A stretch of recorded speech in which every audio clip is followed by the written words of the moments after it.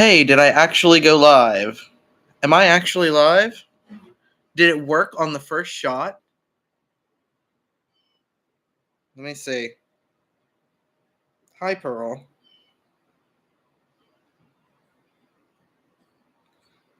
Probably not. Yes, it did. Wow. Okay. Well, now I gotta wait for all the people to get in here. I wasn't prepared. Good morning, good morning. Yes, the cat. I wasn't expecting it to work on the first shot. That never happens. So I was like, okay, I'm starting early today. I'm starting early because it never works on the first try, right?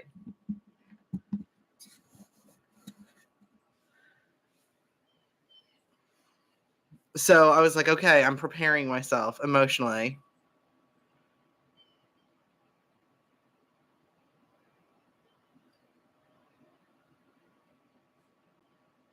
Yes, Pearl is up in the business today.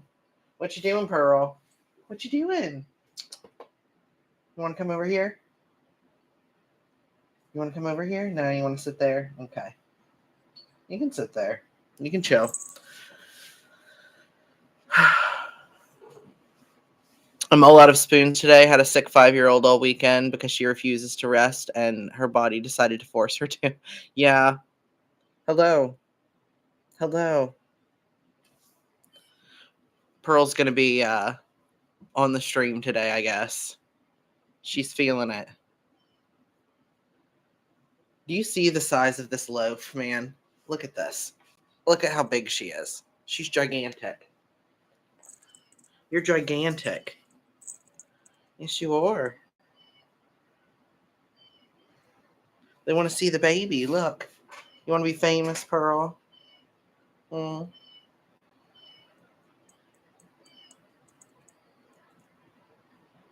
No, you're not early. I'm early because my stream never works. So I decided today that I was like, okay, all right, I'm starting early so that the stream ends up being on time. And then it went through first try.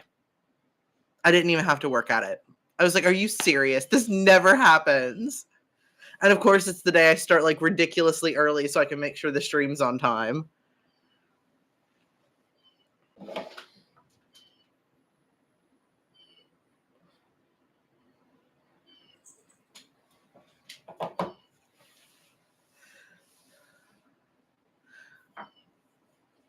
But, all right.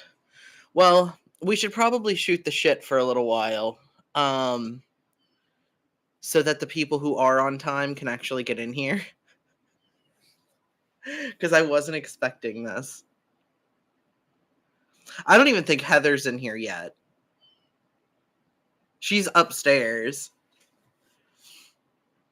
Which she has had a vitamin D deficiency and has not been feeling well. And it's also Ramadan. So she's very unhappy right now. Very unhappy wife. Why is my Jesus? There we go. The cats or the kids probably knocked him. Let's see. What can we talk about this morning? Because I want, before I get into like the meat and potatoes and stuff, first off, remember to like this stream.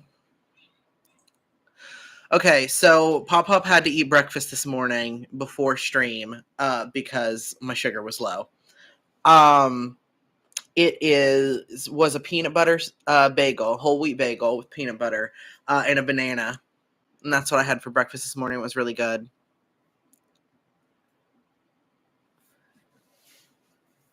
I highly recommend that. It's like one of my favorite breakfasts.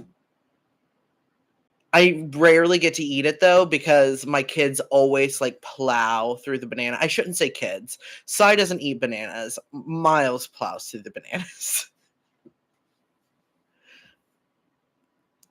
What are you planning to put in the garden? Going to do cool crops like kale and broccoli right away? Probably. I know we have some kale seeds. We may have broccoli seeds. I'm not sure. We actually have like, what is Noodles out there doing? I just heard her being weird out there. Anyway, um, so yeah, we're gonna probably try to get a few cool crops in um as soon as possible. I wanted to show you though. I don't know if you can see. Let me see if I can turn the thing. Oh, you can't really see it, but so you see those plants right there? Those plants? Those are basil that we had from last year. They were just little seeds and they're already coming up really nice.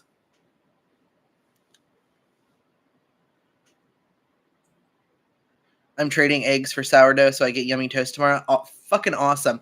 Yeah, more trading like that, guys. More trading like that.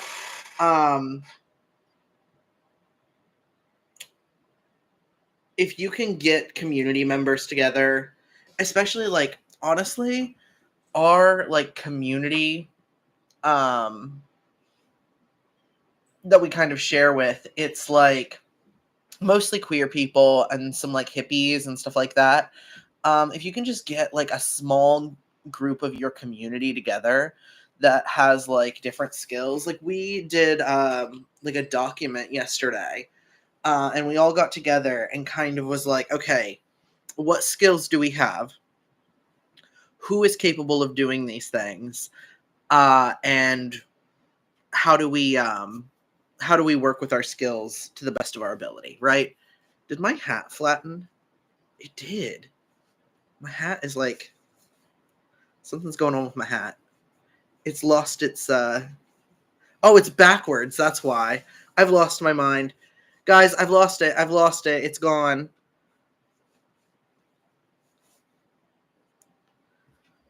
I was wondering why my hat looked fucking weird. I'm losing my shit, guys. I'm so tired.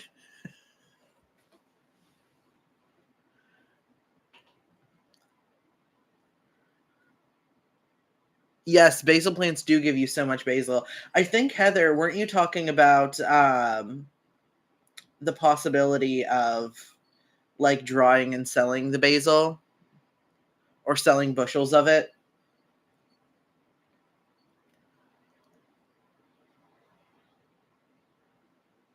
I made a big batch of chili and shared with my elderly neighbors. Fuck yeah. See, we're doing more of that. Okay, so we made this like spreadsheet yesterday. And I'm actually gonna like do a video about kind of like finding your place and all this, because what we're gonna work on is like diversity of tactics, right? So we don't just want one tactic when we go into this. This is why I've been getting increasingly frustrated with lefties who are like, the only way to do a revolution is to like get like, I don't know, get pew pews and do violence. Not necessarily. That may have to be part of it, but that is a remarkably small number of people. um that is not what most people are going to have to do. Most people are going to have to do support, right?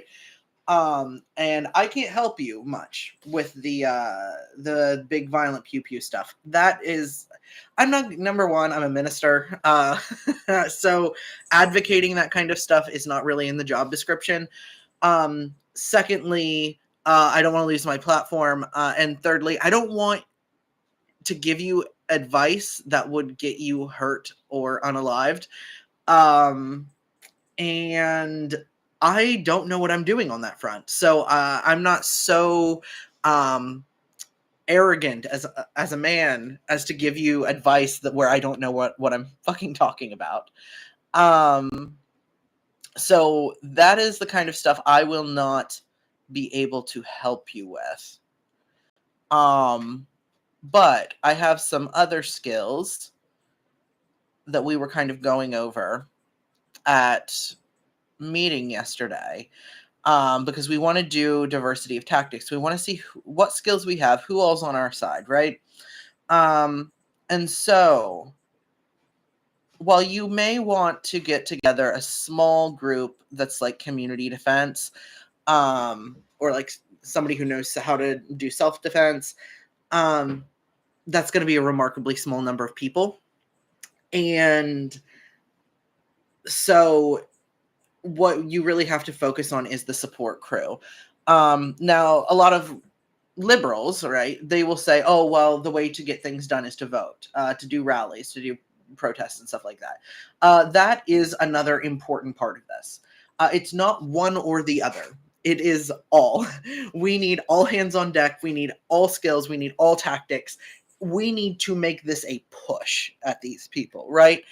Um, and so we have people, okay, like what politicians do we have in power in our local community that are on our side? And chances are, even if you are in a very red place, you will probably find some like Democratic politicians who are on your side, unless you live in a place where it's all Republicans, they're all running unopposed, right?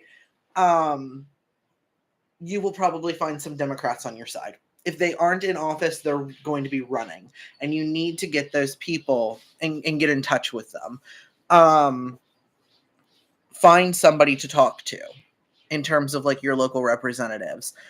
Get people on your side. Have someone to talk to in government, that you can go to, that you can write emails to, that they're always going to respond. We have a couple. I think there's like 3 city council members that I know for a fact will always respond to me.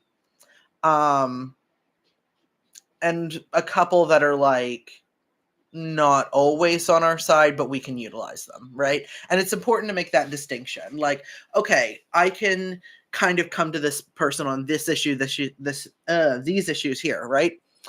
But I can't come to them on these issues. And having those people is really, really important. So if you can find them, figure out who they are. Because it's not just about knowing what city council members you have to yell at. You also have to know what city council members, what politicians you can get on your side, to kind of do your bidding. And that's an important part of this as well. So you need people who can fundraise for you, especially if you're going to do things like strike support. A lot of the problems we've been having with like the general strikes are that we haven't had like strike funds set up, strike support. Oh, hold on. Meowser's going to knock over glass. Meowser, no.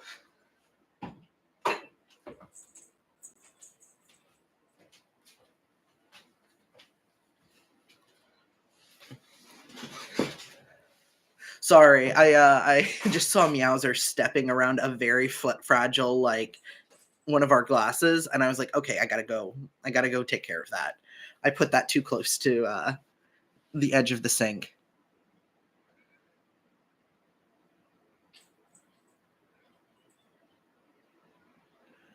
Like that guy who went all Jeremy and told me if I can't march in streets or pack a bullet wound, I'm useless to the revolution. Yeah, see, that guy's not going to accomplish anything.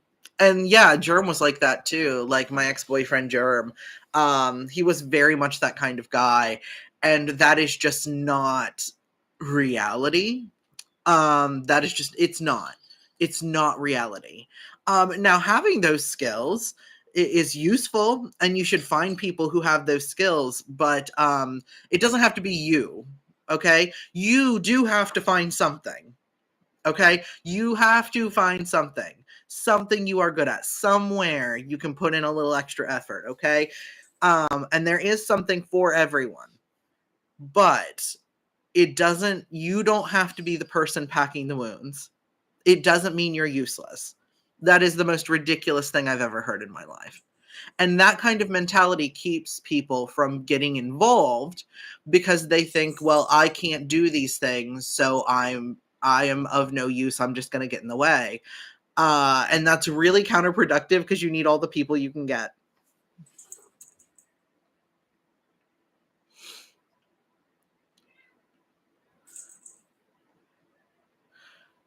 multi-pronged approach is more effective. Seriously, like you have to. Sorry, can you see Pearl's tail? It keeps like waving in the camera. um, but yeah, so having like diversity of tactics, having this multi-pronged approach, hitting them from all sides. I mean, look at what the Republicans did, right? Um, did they just do one thing? No. No, they didn't just do one thing. That's not how they rose to power. They had people in the streets. They had people doing boycotts. They had people doing like had people in politics. And all of this stuff matters. All of it. You have to hit every single place.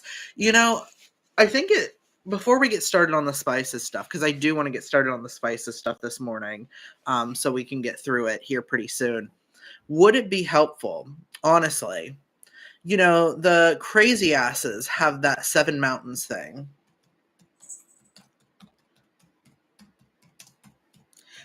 Which means we have a playbook, essentially, that's not, 900 pages like Project 2025. We essentially have a playbook that tells us everything they want to go after and want total control of, because that's what the 7 Mountains Mandate is. It's a bunch of insane, psychotic, fundamentalist Christians who think that they're going to hearken in the end of the world by controlling these 7 mountains, these 7 parts of society. So these parts of society that they want to control are family, religion, education, media, arts and entertainment, business, and government. So we have to make sure, because that's what they're going to be attacking. All of that: family, religion, education, media, arts and entertainment, business, and government. We have to make sure we provide an alternative for all of those. We have to make sure that we are not letting them have them. Now, as people who want liberation, that doesn't mean we have to control those things, but it does mean we have to get them to a point they can't have them, right? So, yeah. Actually, this is kind of a good way to step, because we're talking equality today, right? And achieving equality. And this may be a good jumping off point for that, because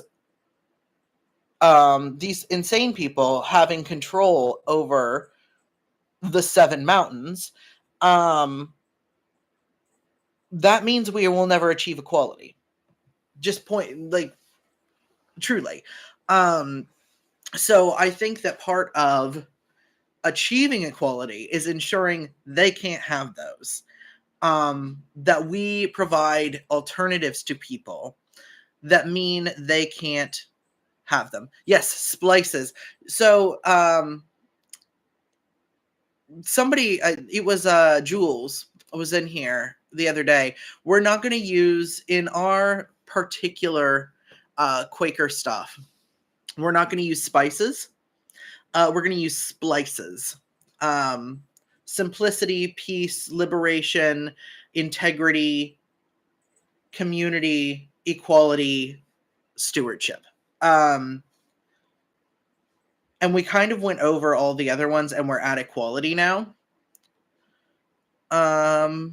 So let's discuss the fucking 7 mountains. Because let's figure out ways we can kind of seize control of these things, or at the very least keep control out of the hands of lunatics. Hold on.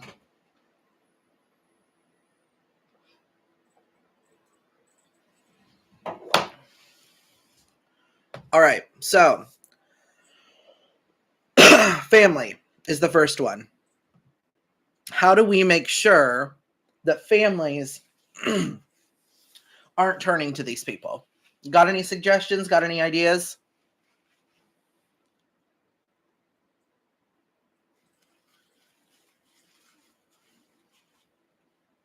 Who managed to politicize a largely unpolitical group? When I was in high school, the Seven Mountains folks were weirdos. Yeah, so these people used to be very fringe freaks, right? Um, then some of them got into political power. Now, have you guys heard of like the Joshua generation?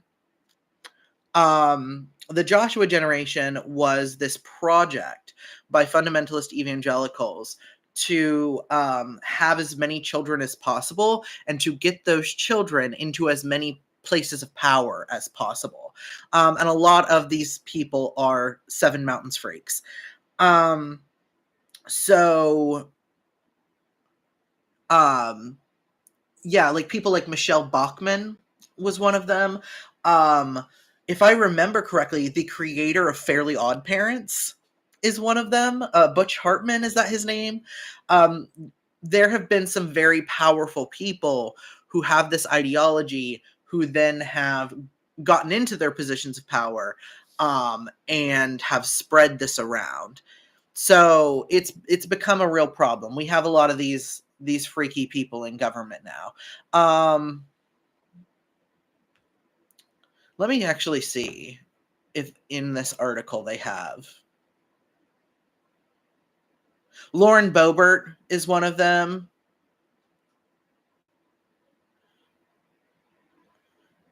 Ted Cruz's dad is one of them. It doesn't say if Ted Cruz is or not, but I would assume. Yeah, Butch Hartman. Mike Johnson, Speaker of the House, is a Seven Mountains guy. Tom Parker, Chief Justice of the Alabama Supreme Court. Paula White, the spiritual advisor to Donald Trump. So we have some of these freaks in the some of the greatest positions of power in our country.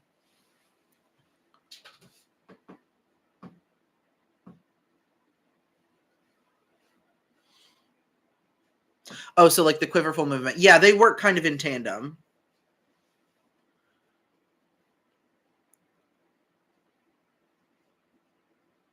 The Duggars tried to get some of their sons and the dad in powerful positions. Yeah, no, these people are active. They have been actively working towards this. It wouldn't shock me if a lot of the people in like the Heritage Foundation. It wouldn't shock me if a lot of them are like Seven Mountains people too. So, okay, let's talk families. A couple of you have offered suggestions. Providing help and resources to families. I think a lot of families see the right as appealing because they promise to help them. Yes. Yeah, I think that the fact that so leftists and liberals have talked a lot. Well, leftists have talked a lot about what we want to abolish, right? We want to abolish the prison system. We want to abolish police. We want to abolish racism. We want to abolish homophobia. We want to abolish all this stuff, right? We have not spent nearly enough time talking about what we want to build at all. And so we are telling people we're going to take these things away that they feel they need without telling them what we want to give them in return, what we want to provide for them. And the things we do talk about wanting to provide, they kind of sound expensive. So we need to work on trying to sell these things to people in a way that they don't feel like they are footing the bill for them. Right? And part of how we're going to have to do this is we're going to have to appeal to the sense of unfairness that comes with having people who are ultra rich. We are going to have to, really hone in on those billionaires. I've seen a lot of people lately saying it's not left versus right, it's up versus down. And that kind of is where we have to hit. Okay, that's kind of where we have to hit right now. We don't really have a class-based movement happening right now. We have a lot of individual movements based on identity politics, and that's not necessarily a bad thing, right? Different groups need different supports. It's not necessarily bad to have these kinds of movements based around certain identities. However, you need a class-based movement to create cohesion between all of them. You need a class-based movement to say, we are all in this together, right? Because as long as we only have these little identity politics-based movements, we are going to keep having problems because there's no cohesion between them. So we need the class-based movement as well. And that's another weird thing I've heard people talk about. When I was at OWS, there was always this tension between, okay, is this a class-based, like, should we be focusing on class issues or should we be focusing on these identity politics? And the thing is, we kind of have to do both at the same time together.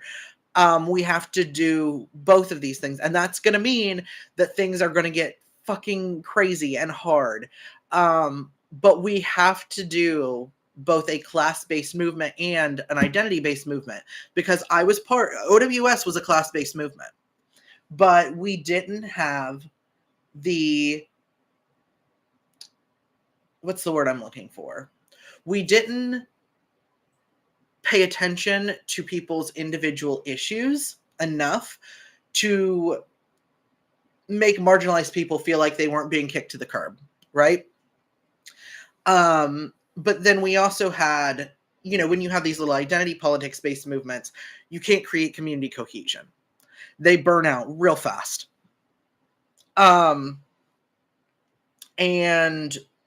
now some identity-based movements have worked in the past. Obviously, the gay rights movement, the civil rights movement. But right now, I don't know how successful in our current era of things those movements will be, especially because we've been trying them.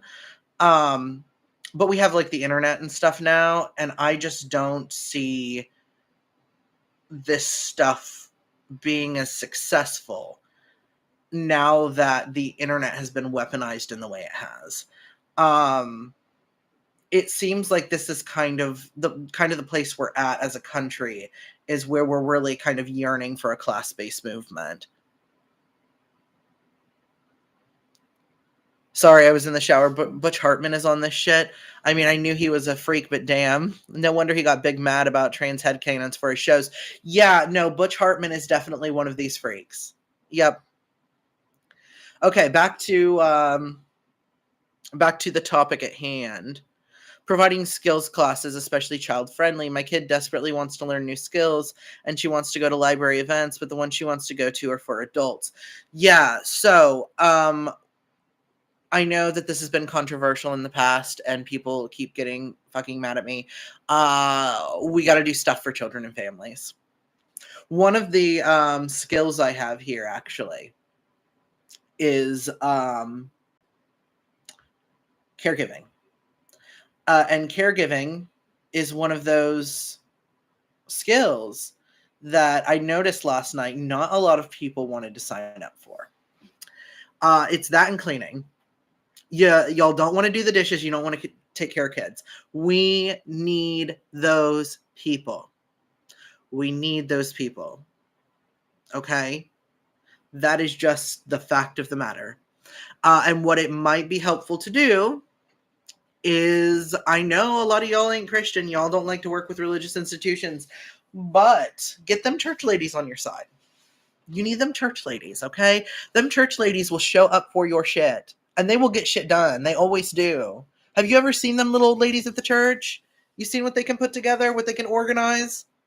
You need little church ladies. You cannot do this on your own. You got to find some that agree with you. Okay?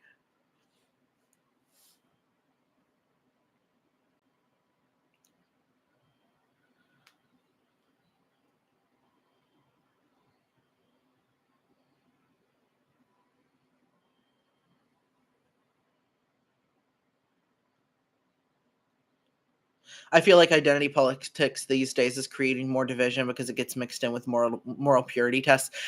Yeah, that's kind of part of it. Like I said, I just think the internet has made this incredibly difficult. And so I think we have to figure out ways to address these systemic issues that happen in marginalized groups without, while also maintaining a class-based movement. And that's going to be so fucking hard. I'm not saying any of this is going to be easy, okay? It's like just having the small group I have, it's like herding fucking cats, all right? So you need someone, that's another skill I actually have, leadership. You need someone who can kind of put their foot down and keep people organized. There were, like, just at meeting last night, there were several times I had to be like, okay, guys, we're off topic. Let's go. We got to get back into the game. And, you know, if somebody, like last night too, you know, and it's an awkward conversation to have, but I was like, okay, we're having meeting, which means some of y'all who aren't me and this one other person, y'all got to bring food. You all got to bring food to meeting. You can't just come here and eat and not bring nothing. Okay. Like, you have to put in. You do. And I know that lefties feel weird about that, right? We feel weird asking stuff from people because it feels very like, pull yourself up by your bootstraps. You need to contribute to society. But the thing is, like, you got to give something. Now, it doesn't have to be money. It doesn't have to be labor, but it has to be something. You got to give something. You got to put something in, like, to each according to its, from each according to their ability, to each according to their need, does not mean you get to opt out. Okay? It does not mean you get to opt out. You have to find something to do. You have to find something to do with yourself. Another thing we had on our list was like propaganda makers. We really need fucking propaganda makers, people to do like newspapers, people to do memes, and like anybody can do that shit. Okay.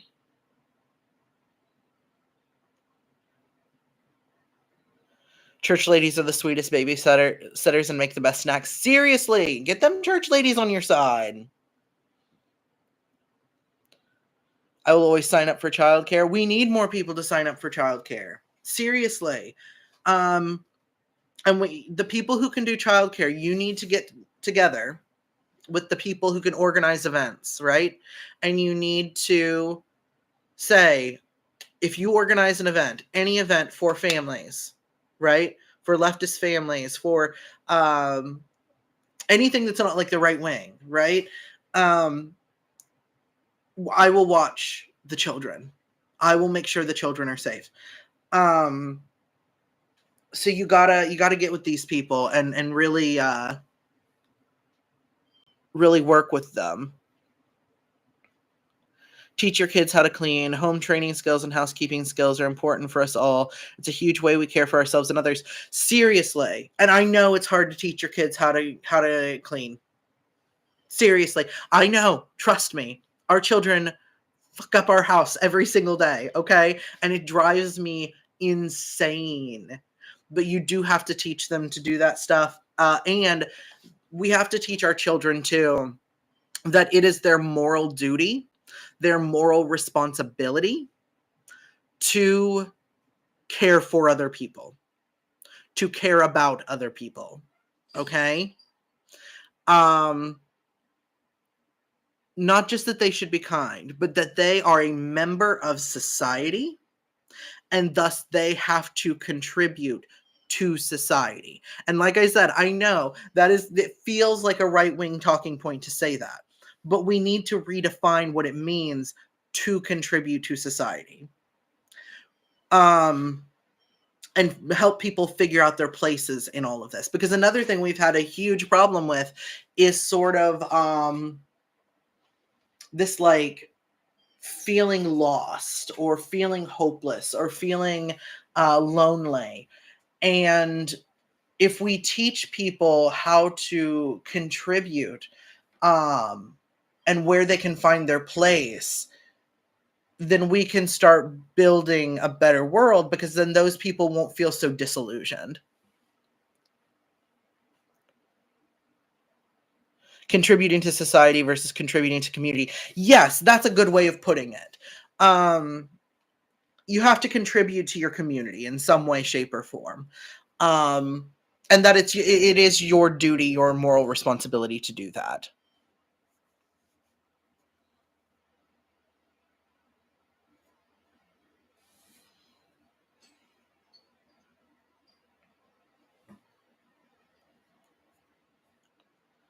I think my hardest thing with my kids is that she actively tries to parentify herself and take on more responsibility than she should for her age, and it's hard to find the balance.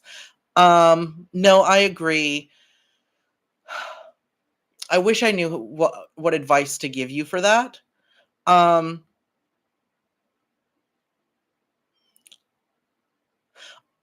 all I can say on that is like your child is obviously ambitious, right? And I don't think that's necessarily a bad thing. I don't think it's a bad thing to be ambitious. But I think what needs to happen is that it has to be paired with self-care. Um, like, okay, yes, you want to do all this stuff, and that's fantastic. But you also have to make sure that you're taken care of. That you are making sure that you aren't burning out, right? Okay. So, family stuff. I'm trying to think of some more stuff. Like I said, childcare. Seriously, guys. Like, Pearl, don't eat plastic. Oh my god, you're dumb. Come on. Don't be dumb. Don't be dumb.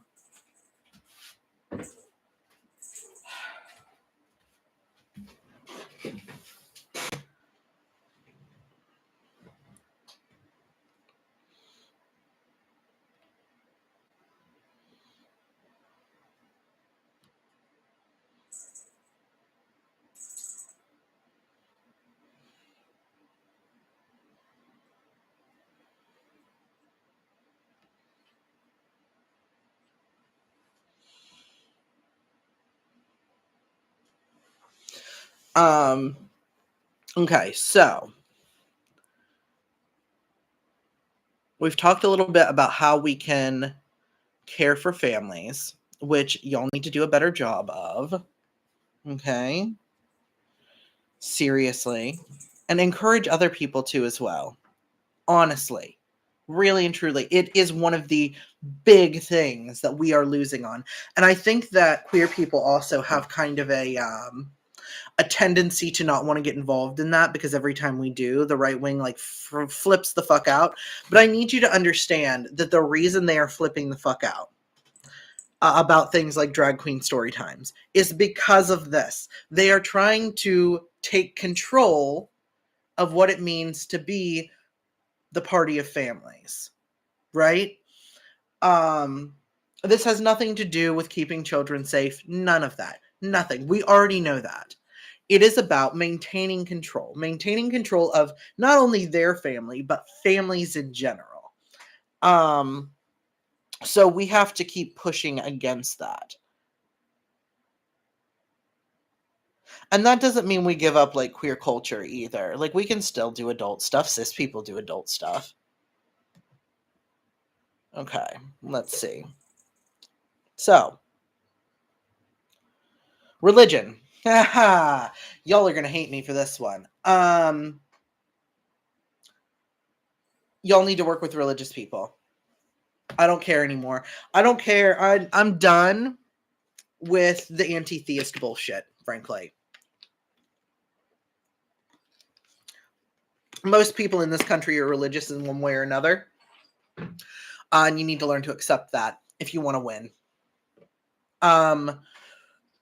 There's no way around it. You have to work with some sort of religious institution. I don't care if it's, the Buddhists, the Muslims, the like the local synagogue. I don't care.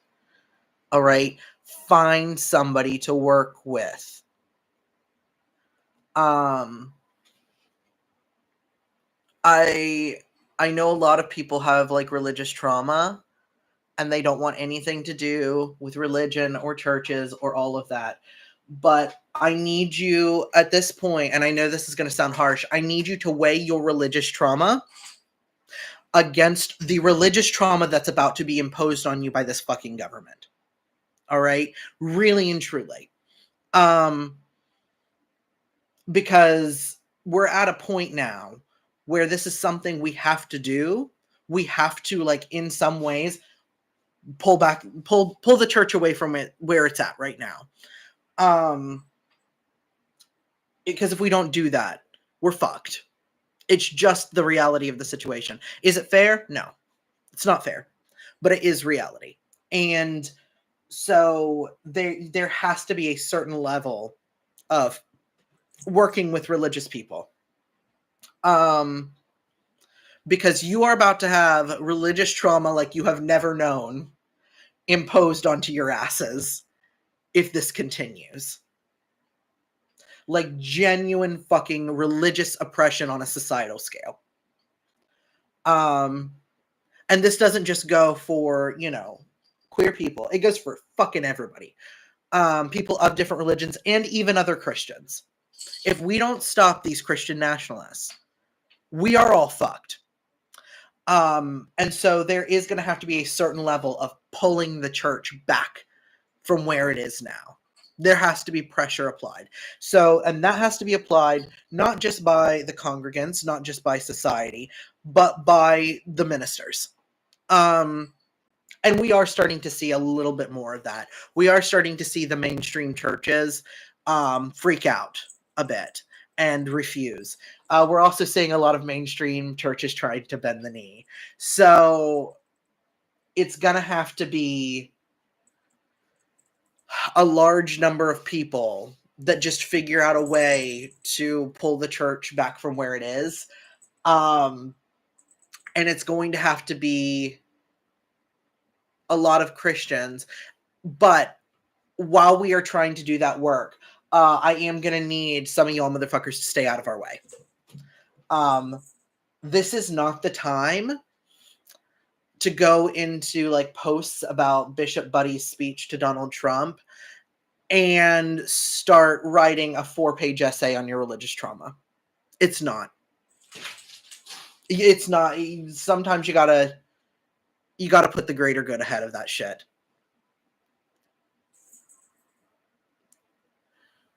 A lot of LGBTQ people I know are scared of being around kids because of how baselessly they're accused of. Yeah, no, I understand that. And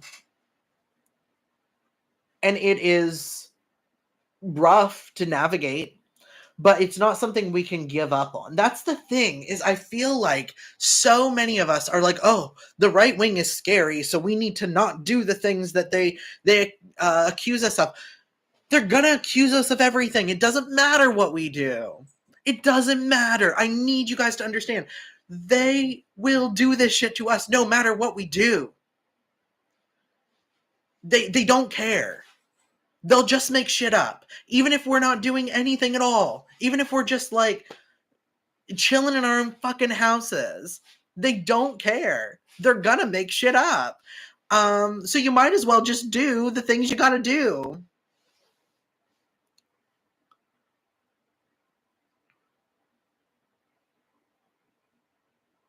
I plan on going to the queer affirming church downtown because I think you're right about this. Seriously.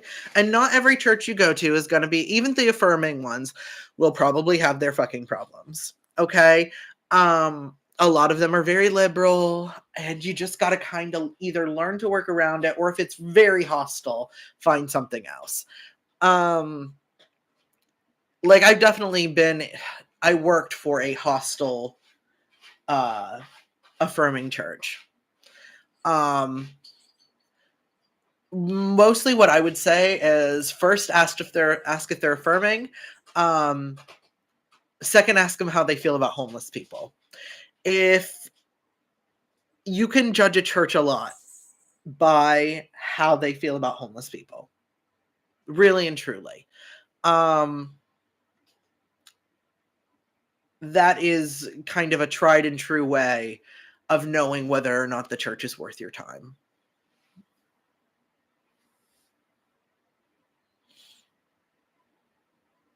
Write that 4-page essay in a journal, then take it to your therapist. The internet isn't your therapist. Seriously. Like, I know that, like, y'all cannot be up in my, like,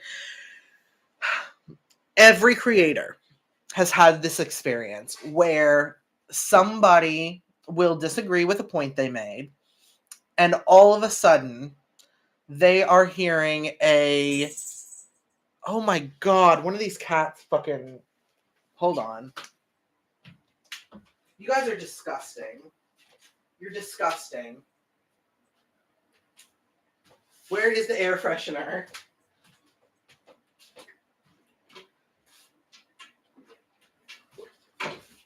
You guys need to do a better job of burying your shit. I don't know what is... Oh my God. The cats are on one today. I can't.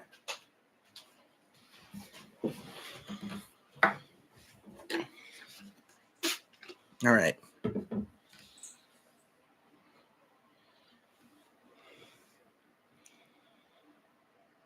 I feel like saying we do not need to comply in advance. Seriously! Seriously! It drives me crazy!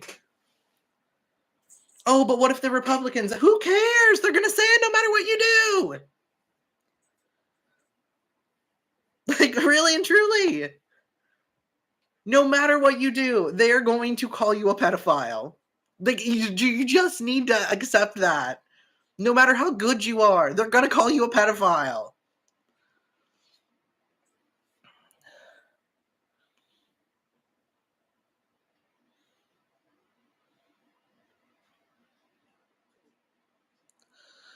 I would love to be involved with the church because you're right that it's vital to take the church back. My issue comes in with the fact that I just don't think it's true anymore. The religion. Here's something I have said before. Okay, so here's a little story. All right. I had a rabbi tell me this story once, right? Okay. So he was sitting down with his friend who was a Catholic priest. So a rabbi and a priest walk into a bar, essentially. And it was around the Easter season. And you know, when the Easter season rolls around, National Geographic and all these magazines start putting out these articles about all these things from the Bible that have been debunked by archaeology, right? And the priest is sweating. He's like, Rabbi, they're so close to scientifically proving that none of this is real. And I don't know what we're going to do. And Rabbi says, what do you mean? And the priest says, well, they're going to prove that none of it happened. What do we do then? And the rabbi says, okay, so you're telling me that if a grave was found, and there was a note in this grave that says, this is the body of the Nazarene, right? Of Jesus. You would not be a Christian anymore. And the priest says, yeah, well, of course. My faith is completely based around the bodily resurrection of Christ. If that didn't happen, my faith is over. It's done with. And the rabbi says, if Moses never existed, if Moshe never existed, I would still be a Jew. And I think that is an important... I love that story so much, because even if nothing in the Bible happened, not a single fucking word of it is historically accurate, those stories mean enough to me that I will still call myself a Christian. And I think that is a wonderful way to approach faith, a wonderful alternative way to approach faith. Even if you do not believe in the bodily resurrection of Christ, even if that's a step too far for you, or you haven't found any reason to find that to be the case, it doesn't matter. What matters is that you listen, is that the teachings matter to you.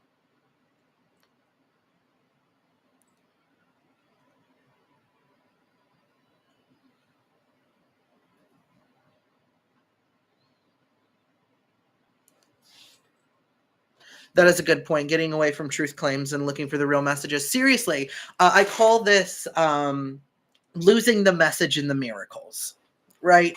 Um, Now, I think that it can be beneficial to not lose mystery. I think that can be really nice, to not lose the mystery that comes with religion, to not let yourself get too completely analytical, but you also can't like lose touch with reality, right? You got to keep that balance.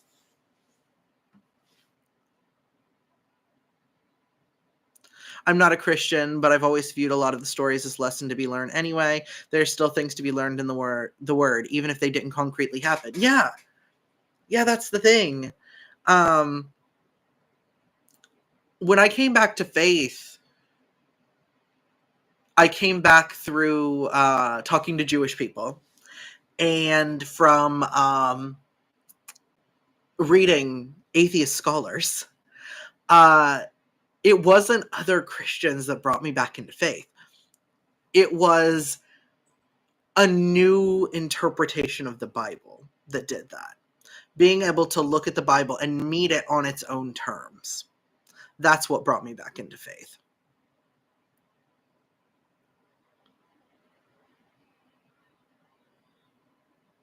Yeah, biblical literalism, biblical fundamentalism is ridiculous, in my opinion. I don't see. I actually think that that's an incredibly harmful belief system. I think you lose a lot of what the Bible has to offer you if you do that.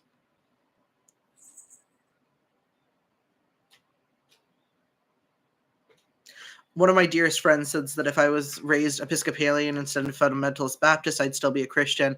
I think it's the literalism that killed it for me. So don't be a literalist. Honestly, it's a ridiculous belief system, in my opinion. It really is. I I will never be a biblical literalist. It doesn't make any sense.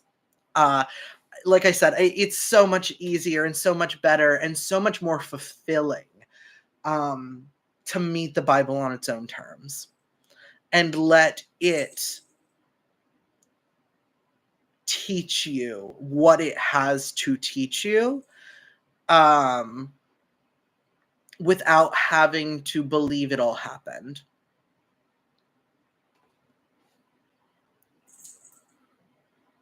You brought me back into faith, seeing a trans minister for the first time. I met with a local trans pastor on Wednesday to discuss being queer and going back into ministry. Hell yeah! I'm really proud of you. I'm really proud of you for taking that step. Um, and it's good to know that what I do in this world matters. There are definitely times I don't feel like that, but every once in a while I'll get a comment like yours and I feel like I'm actually doing something worthwhile.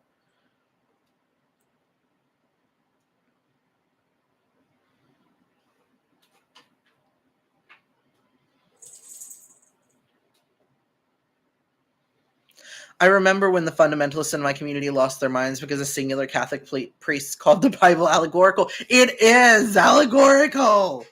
It is.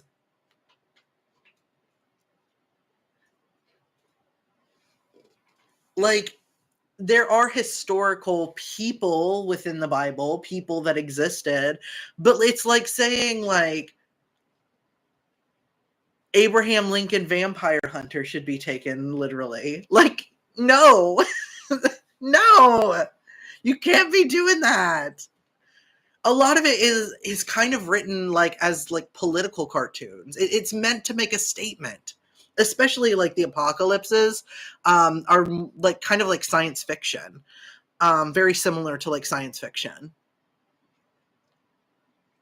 Religiously, I'm a non-Christian Quaker, but I get so much out of embracing my cultural Anglicanism. The stories in the community mean a lot to me. So I actually went to I was finding in my life that I needed more than the Quaker meetings. Don't get me wrong, the Quaker meetings are great. I don't think the Quaker meetings themselves are the problem for me because I love having the Quaker meetings. Do not get me wrong. What I think I needed was something I wasn't running. I needed a place, a spiritual home where I could just be a man, where I could just be a man and not a minister. Um, and not having that was making me a little crazy. I needed a place where I could go and I could listen to somebody and have the words spoken to me. And I think I need that in my life. I think I need another minister to minister to me sometimes so I don't lose hope and I don't feel lost. And so I went to the Methodist church. We have a Methodist church here. And I really like the pastor. Part of why it's been hard, and this is going to sound really cocky and arrogant, and I'm sorry. I'm sorry. But I've had a hard time finding a church because I can't go to a church and listen to a pastor who's not as good as at their job as I am. Really and truly, like, I know that sounds really bad, but like, I'm like, you should be better than me at this. You have a degree. And if they aren't, I can't go back because the whole time I'm just sitting there focused on the sermon and thinking about how I could do this better. And it just becomes really frustrating. So I had to find a minister who's better at his job than I am. And I finally found one.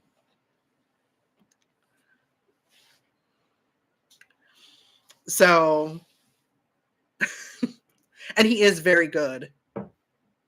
Your experience picks their poor workmanship apart. Seriously, it does. And I can't help myself. There was a church that Heather and I went to for a while now, and God bless this priest. Okay. He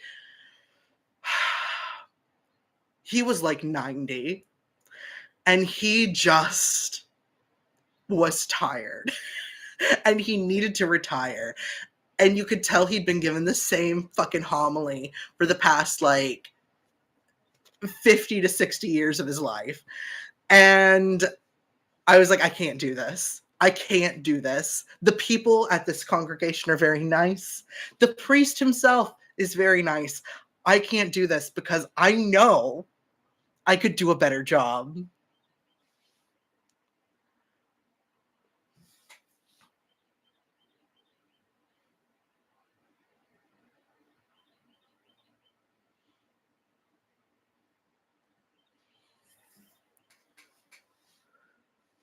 You need the meat message while the pastor's serving up oatmeal. Seriously, really and truly. I need somebody who is better at this job than I am. Because it's like, okay, I don't feel like I have anything to learn from you. Like, if you aren't at least as good at this job as I am, I don't feel like I am gonna learn what you want me to learn. Does that make any sense? Like, I want someone who challenges me. I want someone who will get in the pulpit and make me feel something. Make me see a new perspective. I want someone who has the ability to do that. And I finally found a minister who can, and he's amazing. And he has a decent sized congregation too. Like, it's a decent sized congregation, and I know why. It's because he's good at his freaking job.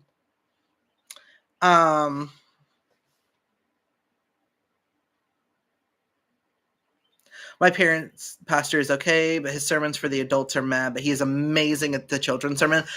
Yes, okay. I am not a children's minister. I have realized this. I am just not. I am not good at trying to simplify what I do down. I need to be able to speak to adults about complex issues. There are other people who are just brilliant at children's ministry. I am not one of them. My goodness, we got completely off topic today, didn't we? We covered 2 of the 7 mountains mandates in a already like segmented off portion about splices. Okay. All right. ADHD streams. Yay. So,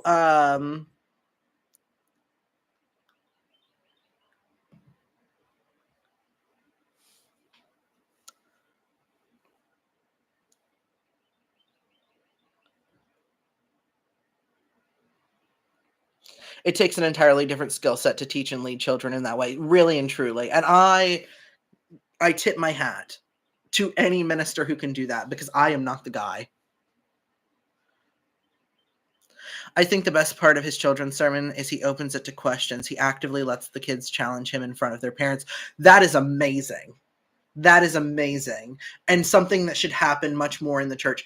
You should be able to give people answers. And if you can't, you need to let them know. You need to be honest. You need to say, I have no idea. I have no clue. Nobody knows. And if you can't do that, if you don't have the humility to do that, then you shouldn't be in that position. There are times all the time. I mean, you guys have probably seen it. Where I'm just like, that is not my area of expertise, and I'm going to pass that to the people who know what the hell they're talking about because I don't want to give bad advice. I don't know why so many pastors are so okay with giving bad advice just so they don't seem like they don't know or understand something. Like, you're not going to know or understand. It's the mystery of faith. You aren't going to understand all of it.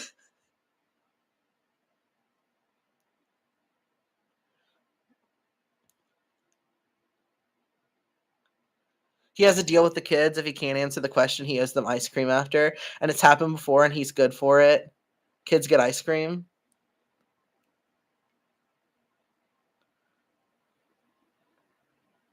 The thing that broke me from the church family after years of struggling was a very close family friend who I trusted telling me, you shouldn't be questioning God. That's not the biblical thing.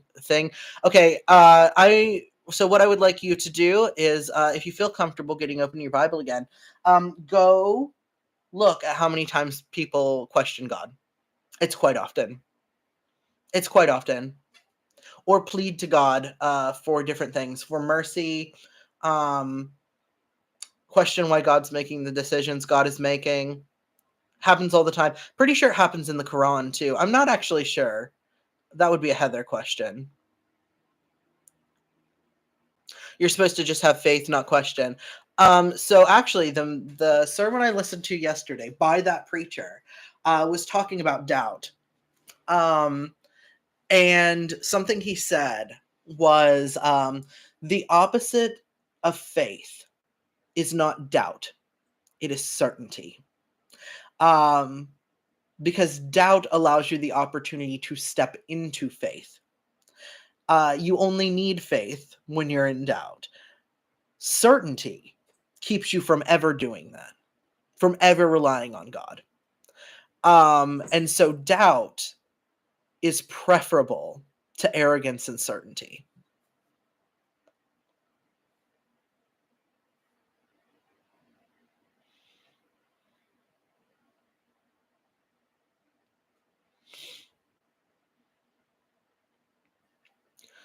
All right. So we are going to have to wrap things up for today. This has been a fun one. I enjoyed myself. I've been enjoying my streams with you guys. All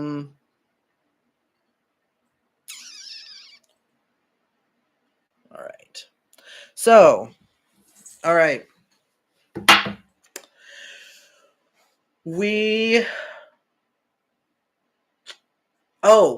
I have up in the link tree.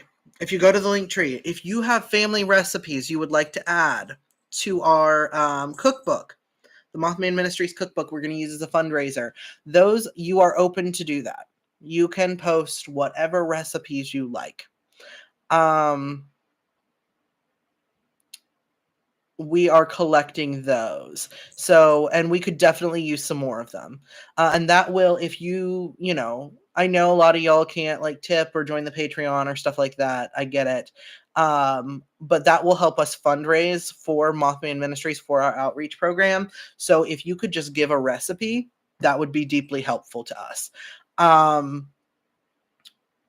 that link should be up in the link tree. Let me double check and make sure, because now I'm like feeling weird about it. Pearl, what are you doing? They don't want to see your butt, Pearl. Pearl, they don't want to see your butt.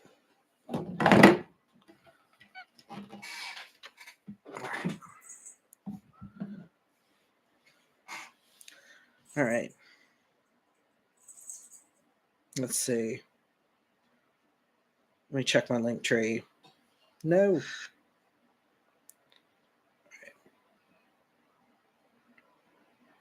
Yes, it's the first link in the link tree. So, and it can be anything, any recipe you like. And then those are going to be available to buy. We haven't figured out exactly how we're going to do that yet, but we're going to figure out a way to do that so that you guys can have a copy of the cookbook. Alrighty. What else did I want to go over?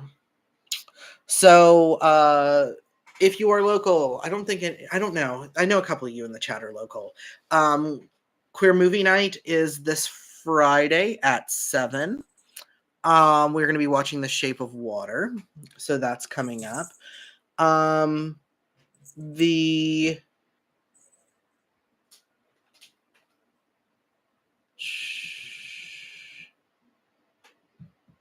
interfaith discussion group is next Sunday. If you are a patron, that is open to all paid patrons.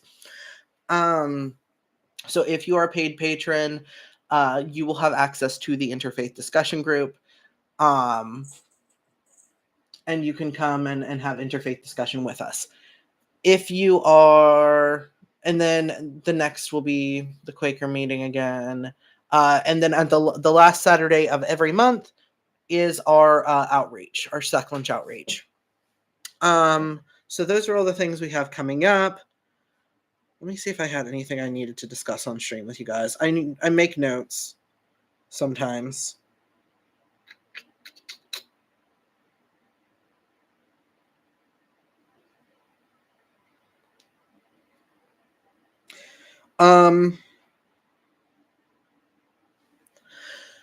So this Wednesday, we're going to be discussing Ash Wednesday and mortality. That's going to be our Bible study stream, as we're going to kind of be discussing our own mortality and what that means to us, what we think happens after you die, things like that. So that should be a fun one. All right. Well, if you like what I do here and you want me to be able to keep doing it, we had to pay for a bunch of medications yesterday. So that's always helpful if you can leave us a little tip. I want to get my Patreon to the point where I don't have to rely on tips anymore. So if you'd like to become a member of my Patreon, that would also be very helpful.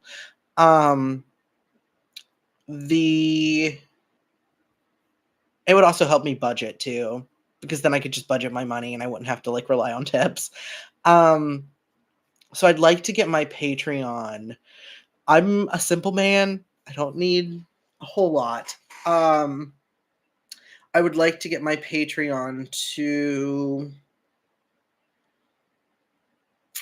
probably 2,500 would probably cover everything with my the groceries really are what fucking eats all our money. It's driving me crazy. That would be enough probably to pay all of our shed. Let's see.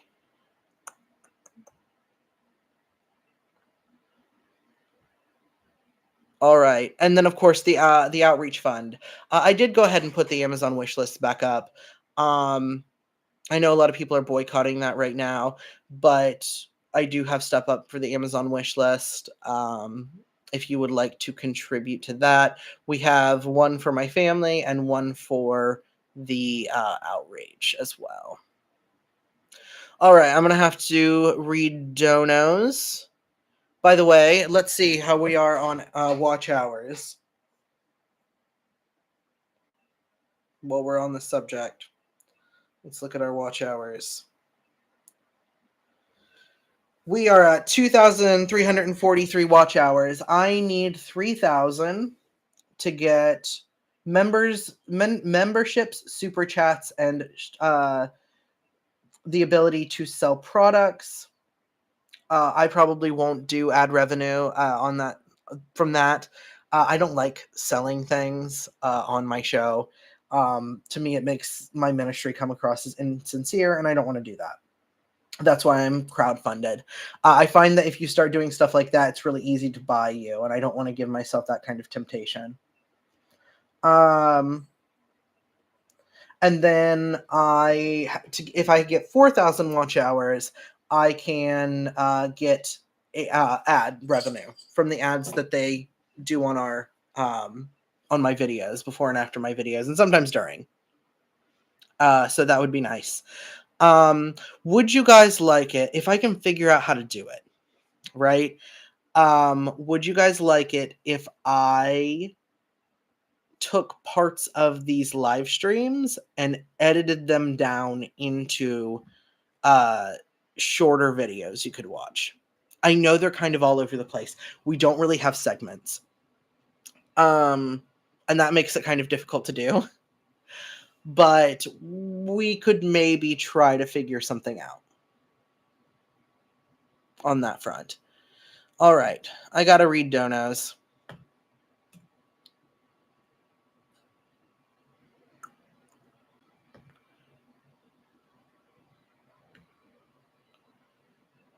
Active payment. Members. Apply filters. All right.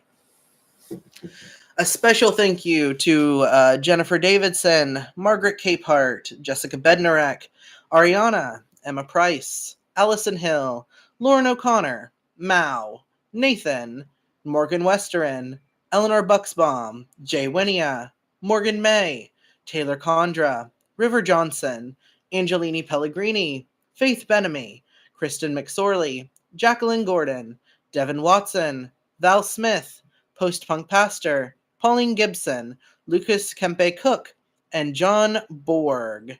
Thank you guys so much. I really appreciate it. All right, guys, I am going to have to wrap up this stream.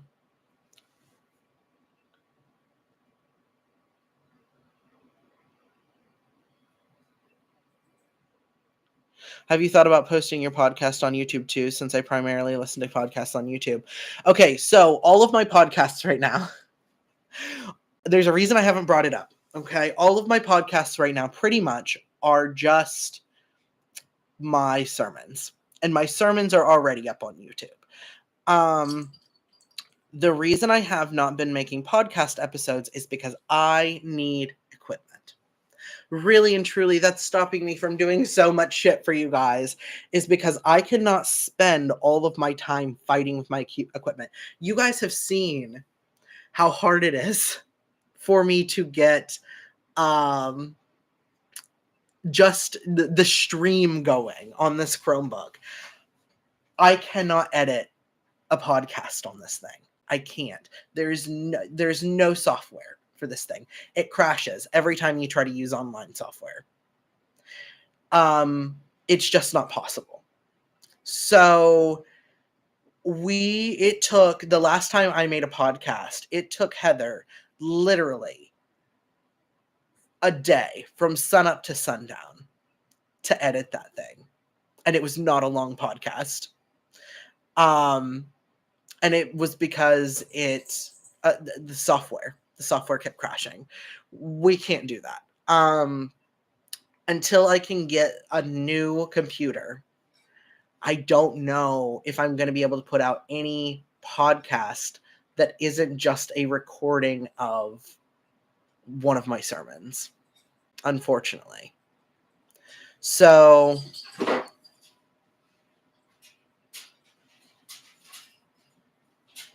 I can help you, Rev. I'm a producer and can clean up any sound to make it clear.